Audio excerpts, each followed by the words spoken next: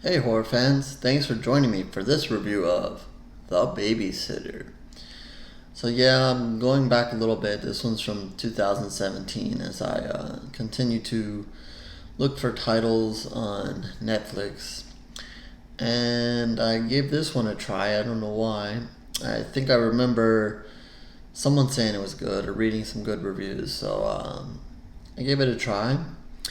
And I'll tell you what I thought about it in a moment.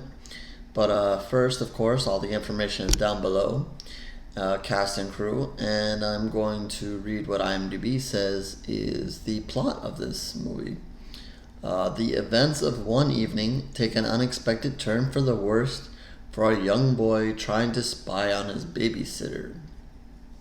So, you can kind of think of this as another version of Home Alone. We've seen a couple of these kind of movies lately. I don't remember the other title. There was a good one around Christmas time. Kind of had a similar theme here. And basically, this one is a really fun movie. And I guess you can kind of go back, if guys out there, if you ever had that babysitter that you had a crush on. You thought was hot or whatever, maybe when you were coming of age. This one is kind of starts in that same direction.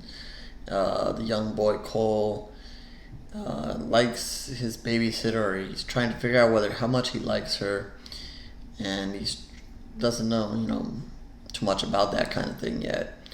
And he's kind of nerdy, and he gets picked on. He's picked on early in the movie by a bully. And the babysitter kind of sticks up for him, so of course that pushes on the crush or pushes on the possibilities he's thinking in his head. And so he decides his parents are going to go away. They go away, and he decides to take this opportunity to find out what exactly the babysitter is doing while he is sleeping, when he goes to sleep. So he gets put to sleep. Everything is all good. Everything's normal. And the babysitter, of course, as usual, has some friends over. Lots of babysitters, that seems to be the thing, to have friends over when the parents are going to be gone for a long time. So the babysitter has some friends over, and the young boy comes out, and he's on the second floor, and he sneaks over to the railing, and he's watching them.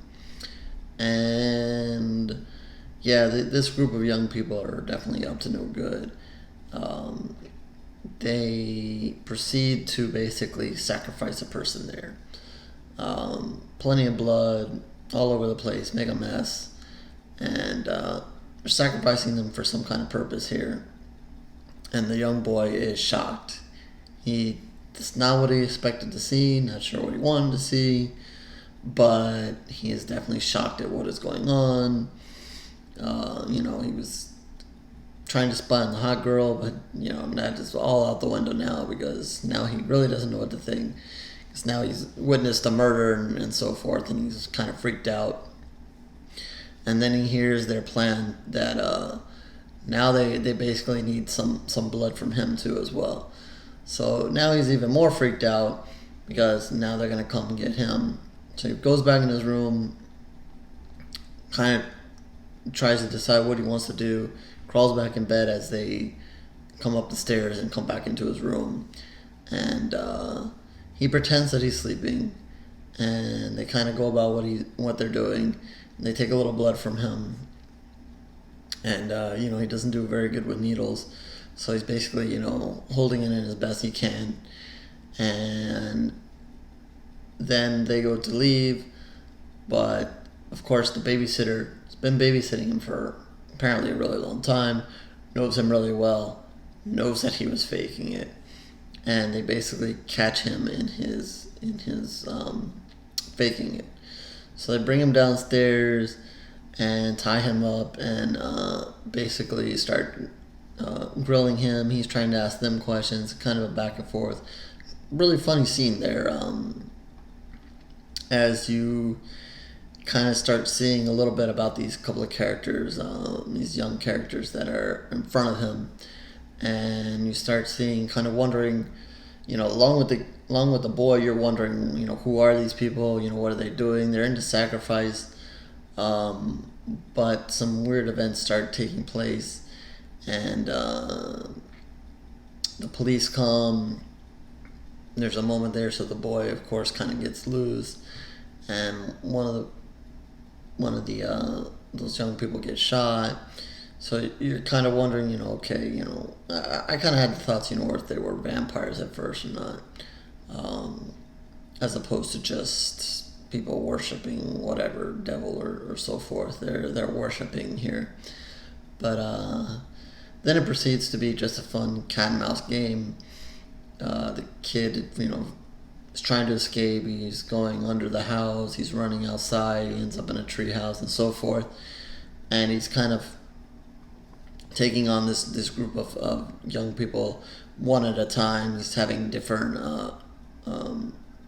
battles with each one of them, and kind of really they should take him really easily, because again, he's just a young kid and so forth. But instead, they each kind of toy with him and kind of run their mouth a little bit longer than they could, and they could have just easily caught him or killed him, whatever they want to do with him. But instead, they start messing around with him. So, by chance, he's just lucking out, getting the best of each one of them, until, of course, he has to go head to head again with the babysitter. And don't really want to spoil what else is going to happen in the movie.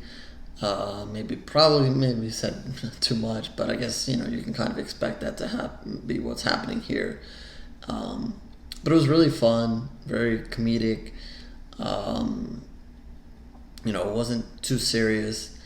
One of the characters that he encounters is real fun. He kind of, his bully kind of shows up in the middle of all this craziness, and this guy who's going to kill him wants to kill him, but instead, is encouraging him not to let the bully pick on him, and says, go over there and basically, fight him and don't let him say things about that to you, even though he's going to kill him. So a really funny set of circumstances there.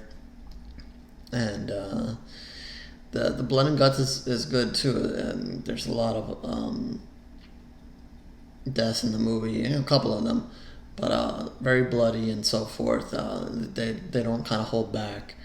So that was fun as well, and that was good to see. So the acting wasn't bad. I think everybody did a decent job enough.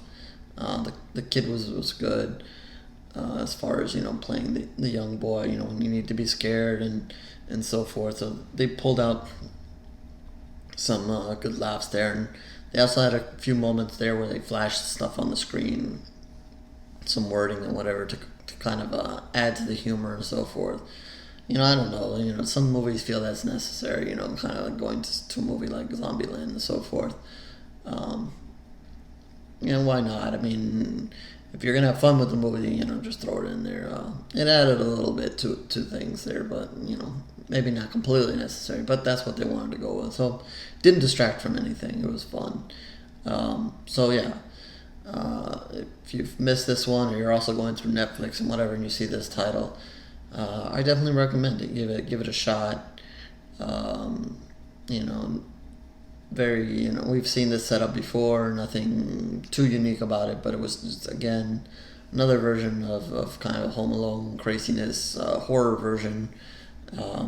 Fun, blood and guts, laughs.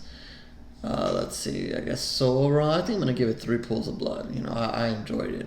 That was a surprise.